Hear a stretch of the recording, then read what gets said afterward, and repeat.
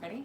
This is a story, first account of the earthquake written by Madison Adams, an 8th grader at Colony Middle School. The magnitude of an earthquake. According to the Dalai Lama, there is a Tibetan saying that states tragedy should be utilized as a source of strength. When you read such motivational quotes, you think how nice that is, and then continue with your day. But when you're in a situation, you see just how important and true it is. It wasn't until a Friday at school that I understood the value of that saying. What started out as a normal school day would end up being a life-changing event with a personal growth and life lessons learned. All of this occurred because first period was over. Before I go any further, allow me to introduce myself. Some of my peers would say that I'm a quiet girl who doesn't often know what to say. However, if you read my writing, you would know that I have thousands of thoughts that beg to be released. Others may say that I'm not passionate and that I like to sit on the sidelines. But I have many opinions that I would defend no matter what. I've heard people claim that I'm a patient person who likes to watch things flow along, but any of my close friends can assure you that my patience is not my virtue. There are some people who would say that I don't like to stand up in the crowd to speak my mind. Well, they're correct about that. When you put together all of these characteristics combined with a few more, then you get me, Madison Adams, the 8th grader. I like to remain silent, observing others and listening to what they are saying. I don't like to speak in front of people I don't know, nor do I like being the spotlight of a big crowd. I shy away from change, although I am often left to learn to swim in a rapidly flowing river of the unknown. However, it wasn't until that fateful Friday that I learned who I really am and who those around me really are. I have been to several different schools in the past few years, starting in Texas, a short time in Oregon, and now Alaska. Throughout these different states, I have found one universal truth. Schools are illustrated best as a map, specifically one that has clear boundaries and borders. It is filled with do not enter signs if you aren't part of a certain group, danger ahead signs can be seen if you happen to upset the wrong person, construction zone are made when someone is on a path of discovery and possibly merging with a new group of friends. There are small suburbs located all around the lunchroom city. Each suburb comes equipped with its own HOA that guides the group's behaviors, trends, and activities. I often find myself trying to navigate on the little-known dirt roads. Self-preservation has taught me that there is minimal traffic and low incidence of road rage. Boundaries or barriers are never encountered if you don't travel too close. It's not anyone's fault. We all do it, even if we don't realize it.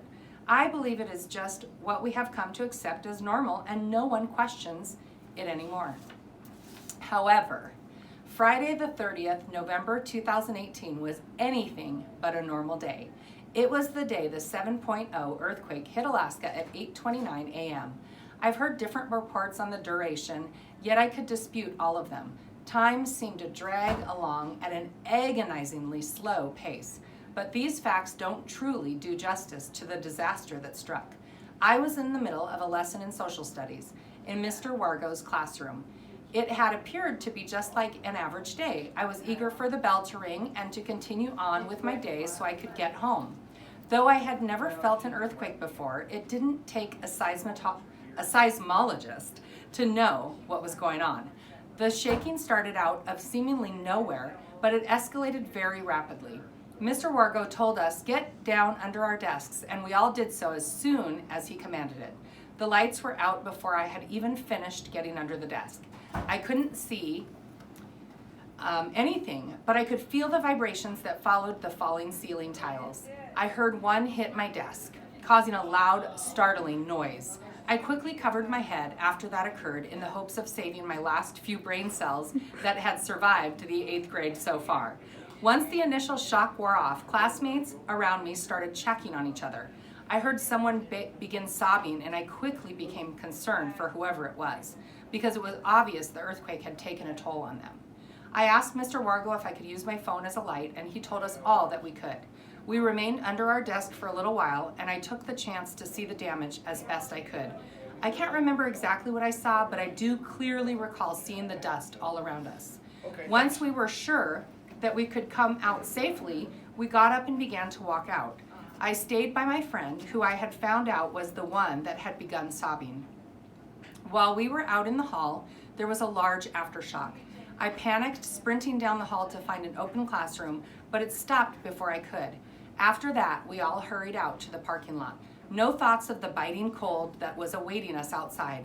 Anything seemed better than inside at this point. Once outside, we were all kept in a line so that Mr. Wargo could keep an eye on us. After I called my family and close friends to make sure they were okay, I kept focus on my classmates. I tried to ignore my fear, caused not only by the earthquake, but also by the friends who I couldn't reach. The magnitude of the situation was heavy. Instead, I distracted myself by talking with my friend, since she was obviously having trouble coping. I eventually turned off my light so that I could conserve battery, since this had been one of the few days when I forgot to charge my phone before sleeping.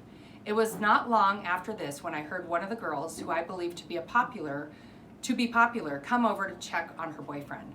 I had never considered her to be a friend, since I had never had a full conversation with her before that day. So I was shocked when she decided to ask how we were doing. Once she was sure we were okay, and we were sure she was okay, she returned to her boyfriend.